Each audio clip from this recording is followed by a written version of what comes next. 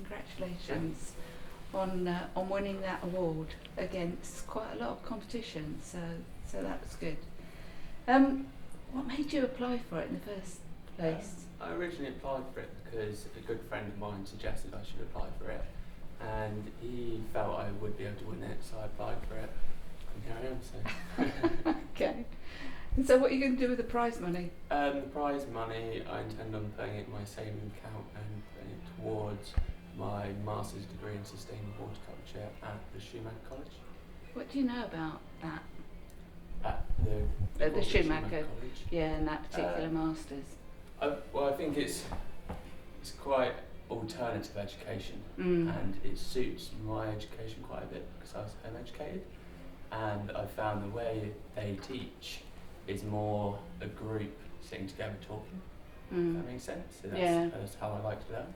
Yeah. And this is the only master's degree in sustainable horticulture in England. Yeah. Particularly that subject, which is quite niche. So that's what attracts me to the course. Yeah.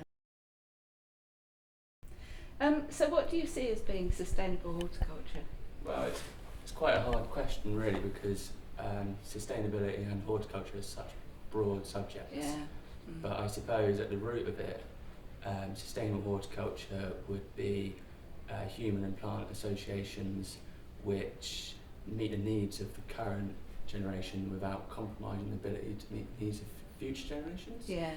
And so that would entail any horticultural industry to be environmentally, socially and economically sustainable, because without taking away any of those, it will not be actually fully sustainable. So it does cover quite a range, doesn't it? Yeah, it does. It's quite hard to actually define sustainable horticulture because, like I said, they're so broad subjects that you have to take quite a step back look on it. Yeah, and also I think within horticulture there's real global aspects seem to be really significant in horticulture, don't they? Yeah, that's true. And including things like justice and But I think a lot of fair people. trade.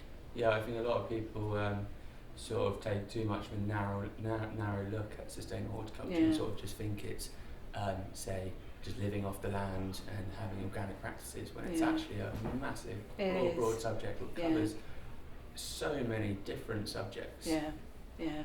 And the answers aren't always easy. No. And they're not always straightforward. No. That's why it's always got to rely on the environmental, economic and social. Yeah. Because if you miss out any of them, it is human sustainability. It's not just about the environment, it's about all of it. Yeah. And you need that real systems approach, don't you, to think about any of the issues. Yeah, you have to look at it as a whole, humans involved in the ecosystem. Yeah. Sense. Yeah. So, what next? I might take some time off to go and travel around the world and see other cultures and see their practices. And then I want to get my master's degree at Schumacher College and then go into, set up my own business doing sustainable landscaping. Yeah. And so I want to offer things like forest gardening, bioremediation, edible landscaping, and then I want to work doing that for a few years, get some experience teaching short courses on sustainability and traditional skills. Yeah. And then I want to invest all of that money into a farm where I want to demonstrate sustainable horticultural practices, and I want to set up short courses, workshops and small events to do with sustainability. So whilst doing that I want to teach courses as well. That's brilliant. And then eventually write a few books. So you can have your hands full trying to get through all of that lot. Yeah. It's quite interesting you talking about travelling though, because I think that's one of the advantages of a career in horticulture is actually you can, because you've learnt the language of horticulture, and you can work in any country and people understand that language of horticulture, don't they? So I think especially sustainable horticulture is valued a lot more in other countries where it's needed. Yeah. In our country we're very, very lucky to have such fertile soils, such deep fertile soils. In other countries, in many other countries, they've only had a thin layer of soil which has been degraded so fast that sustainable horticultural practices are valued so much that if I go to other countries, I know that I can get work, actually really beneficial work. Yeah. Well, I'm really going to look forward to seeing everything that you do. I'm not sure I'm going to be able to keep up with it all, but anyway, and have a really good evening. Thank you. Thank you.